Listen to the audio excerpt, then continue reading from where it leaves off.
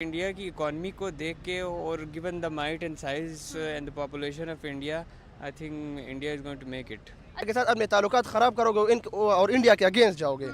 तो अगर जो जर्मनी है, चाइना है या अमेरिका है, तो इनके प्रोडक्ट फिर कहाँ भेजेंगे? ये अपने प्रोडक्ट कहाँ भेजेंगे? सही है। आज और द लास्ट 20-25 ईयर्स अगर हम देखें तो इंडिया ने बहुत अपने इकोनॉमिक माइट को भी बढ़ा है और अपना जो पॉलिटिकल स्पेस है इंटरनेशनल डिप्लोमेसी में उसको भी बढ़ा है। तो मुझे लगता है आबादी के लिहाज से बड़ी बड़ी कंट्री है।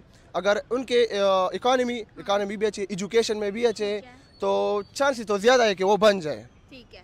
11 साल पहले जो इंटरनेशनल स्टैंडिंग थी इंडिया की, वो आज उससे बहुत बेहतर है मुझे लगता है। जहाँ पे क्योंकि अभी हमारा इंडिया और पाकिस्तान का मसला था, सही है, उसमें तुर्की ने हमारा साथ दिया, सही है। हाँ। तो तुर्की तो इंडिया ने अपनी जो आवाम है उन तुर्की की तरफ बंद कर दिया, उधर शेर या मतलब उधर नहीं जाने। 10 साल 11 साल पहले उसकी क्या अप्रोच थी, या फिर ये भी हो सकता है 11 साल 15 साल पहले आप उनकी जो पॉलिसी है, क्योंकि वहाँ पे कांग्रेस है, एक दूसरा आपका बीजेपी है, right wing and left wing इनकी पॉलिटिकल आइडियोलॉजी है वो। इंडिया है ना, इनडायरेक्टली हर मुल्क इंडिया पे डिपेंडेंट है ना। अगर आबादी ज्यादा तो आप उस पर डिपेंडेंट हो, क्योंकि आपने अपने प्रोडक्ट उधर भेजने, उनके लेबर आपको मिलेंगे उधर। उनका एजुकेशन सिस्टम ऐसा है ना कि उनके इंजीनियर जो है वो हमसे कितने आगे, और मतलब तो हर मुल्क उन पे डिपेंडेंट है। इसलिए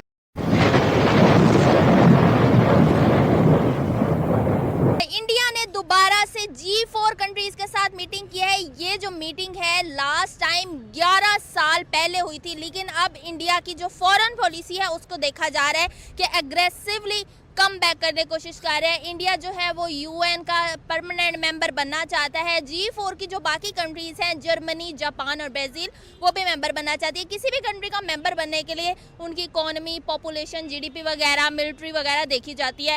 इंडिया के पास ये सारी चीज़ें हैं, जापान, जर्मनी और ब्राज़ील के पास भी ये सारी चीज़ें हैं। क्या कहेंगे, आवाम से पूछेंगे कि वो इस कोशिश में अब कामयाब हो सकता है कि नहीं? जी, जहाँ तक मुझे लग रहा है कि इंडिया की जो इकॉनमी है उसको देख के तो यही लग रहा है कि ये जितने भी इंटरनेशनल प्लेटफॉर्म्स हैं उन पे इंडिया का स्पेस बनता जा रहा है। और द लास्ट 20-25 ईयर्स अगर हम देखें तो इंडिया ने बहुत अपने इकोनॉमिक माइट को भी बढ़ा है और अपना जो पॉलिटिकल स्पेस है इंटरनेशनल डिप्लोमेसी में उसको भी बढ़ा है। तो मुझे लगता है कि दुनिया इंडिया की बातें अब मानने लगी हैं। तो जर्मनी और जापान की निस्बत क्या इंडिया एक स्ट्रॉन्ग कंपटीटर है उसका परमानेंट मेंबर बनने के लिए, या फिर बाकी कंट्रीज नहीं, है? देखें, एक तो जो परमानेंट मेंबर्स हैं उनके साथ इंडिया के ताल्लुकात को भी देखना होगा। हाँ। तो क्योंकि जितने भी ये ख़ासतौर पर यूनाइटेड नेशंस में जो होता है आपकी जो है ना, ज़्यादा से ज़्यादा वही इंटरनेशनल डिप्लोमेसी देखी जाती है। आपका स्टैंडिंग क्या है दुनिया में, आपका जो इकोनॉमिक सिस्टम किस तरह से चल रहा है, आपकी फाइनेंशियल क्या सिचुएशन है, आपका पूरा बिजनेस पॉइंट ऑफ व्यू से देखते हैं। ये पूरी जो इंटरनेशनल डिप्लोमेसी है वो कहने के लिए पॉलिटिकल है, लेकिन साथ साथ ये पॉलिटिकल इकॉनमी का कॉन्सेप्ट है। तो मुझे लगता है इंडिया की इकॉनमी को देख के और given the might and size and the population of India, I think India is going to make it. अच्छा, आपको क्या लगता है कि 11 साल चुप रहने की क्या वजह थी इन चारों कंट्रीज की? नहीं, इसमें देखें कुछ अपने अपने रीजंस हो सकती हैं, कुछ नेशनल इंटरेस्ट हो सकता है अपना अपना। तो उसमें तो मुझे इतना आइडिया नहीं है कि वो खामोश क्यों रहे हैं या फिर उनकी अपनी कोई पॉलिसी होगी।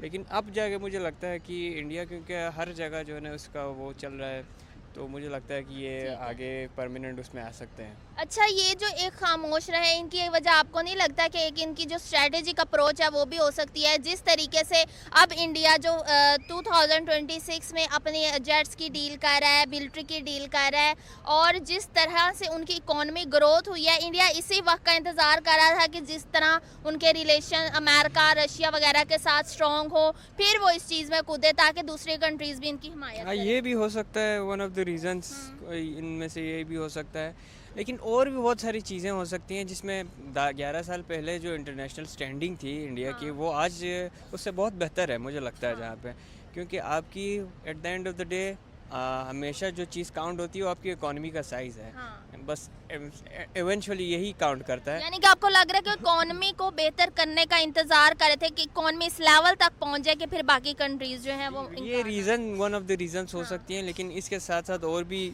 शायद कुछ और भी रीजंस हों। तो उसके लिए बाकायदा जो है ना वो देखना पड़ेगा उसके क्या 10 साल 11 साल पहले उसकी क्या अप्रोच थी, या फिर ये भी हो सकता है 11 साल 15 साल पहले आप उनकी जो पॉलिसी है, क्योंकि वहाँ पे कांग्रेस है, एक दूसरा आपका बीजेपी है, right wing and left wing इनकी पॉलिटिकल आइडियोलॉजी है, वो मुख्तलिफ है इनके, ठीक है ना। आपको मेरे ख्याल से तो कांग्रेस की अप्रोच डिफरेंट हो, बीजेपी की अप्रोच डिफरेंट होगी, तो मुझे लगता है उसकी भी एक रीज़न हो सकती है कि 15 साल से मोदी की गवर्नमेंट है, बीजेपी फार राइट है, जबकि उससे पहले जो आप कह रहे हैं 11-12 साल पहले, तो उसको पॉलिसी को बनाने में भी थोड़ा टाइम लगता है। तो मेरे ख्याल से ये हो सकता है कि लेफ़्ट एंड राइट का जो है कांग्रेस, क्योंकि लेफ़्ट ओरिएंटेड है, थोड़ा सा लेफ़्ट पॉलिटिकल पार्टी है, जमात है, तो शायद उसकी अप्रोच डिफरेंट हो, तो मुझे लगता है कि पॉलिटिकल पार्टीज़ के मैनिफेस्टोस में भी फ़र्क हो सकता है। ठीक है, पाकिस्तान की अगर बात की जाए, पाकिस्तान नहीं चाहता कि यूएन के जो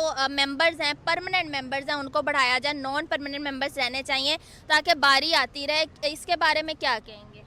क्या कह रहे हैं पाकिस्तान? पाकिस्तान जो चाहता है कि परमानेंट मेंबर जो यूएन के हैं वो मजीद ना बढ़े, 5 ही रहें, और जो बाकी नॉन परमानेंट मेंबर्स हैं उनमें ताकि बारी आती रहे, और इतने ही मेंबर्स काफ़ी हैं। आपको लगता है कि ये चीज़ सही है?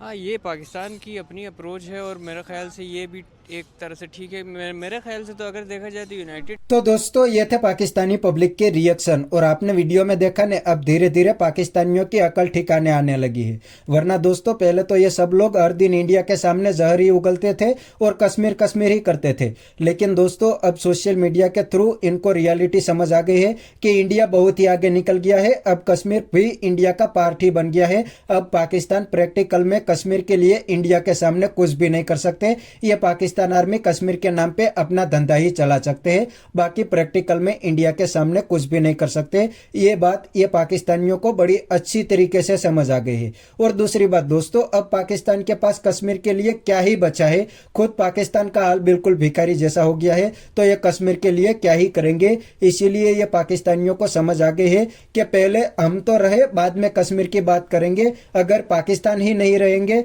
तो कश्मीर के लिए हम क्या ही करेंगे। इसीलिए दोस्तों अब ये भिखारियों को समझ आ गया है कि इंडिया के सामने अब हम कुछ भी नहीं कर सकते, पहले पाकिस्तान को बचाना पड़ेगा। पाकिस्तान फिर से टूटने की कगार पे आ गया है, ऐसा पाकिस्तान का हाल हो गया है। इसीलिए ये लोग अब धीरे धीरे लाइन पे आने लगे हैं। तो बस दोस्तों आज के वीडियो में इतना ही। अगर आपको ये वीडियो पसंद आया तो वीडियो को लाइक शेयर कर दीजिए और चैनल को सब्सक्राइब करना मत भूलिए। थैंक यू, मिलते हैं नेक्स्ट वीडियो में।